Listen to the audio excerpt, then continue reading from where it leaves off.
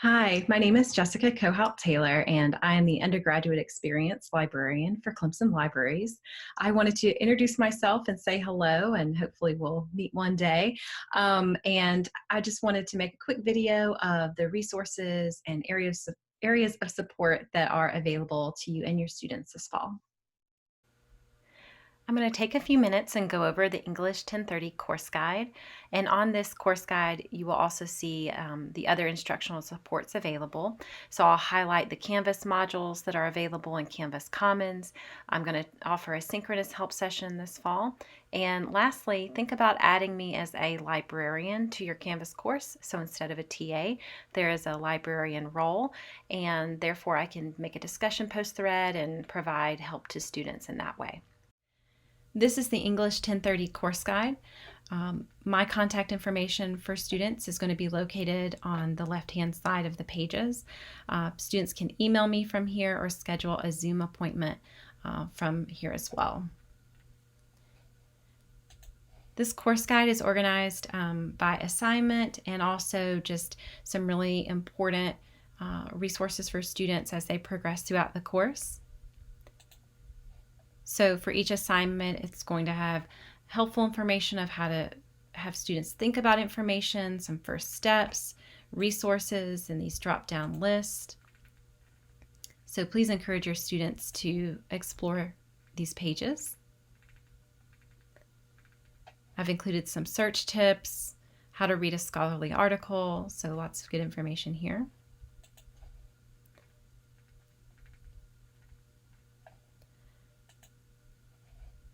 I've also included information on how to evaluate online information, which is just going to reinforce what's already going to be familiar to them after they complete the asynchronous module I have available.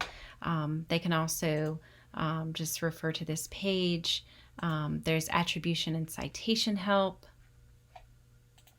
I have a listing for image assets and video assets and sound assets for open media for students to use for their multimodal projects. And Kelsey's put together this great page on getting more assistance with video and podcasting and designing for their multimedia projects. So links to the software and how to get help on this page.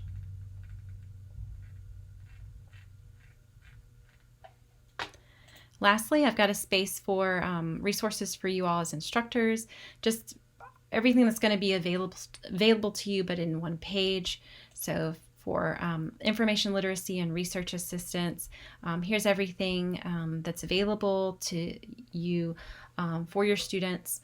I've made this Introduction to Academic Research Canvas module. This is typically the lesson that I would go into your classroom and facilitate. So this is a 30-minute asynchronous module located in Canvas Commons. Here are the learning outcomes.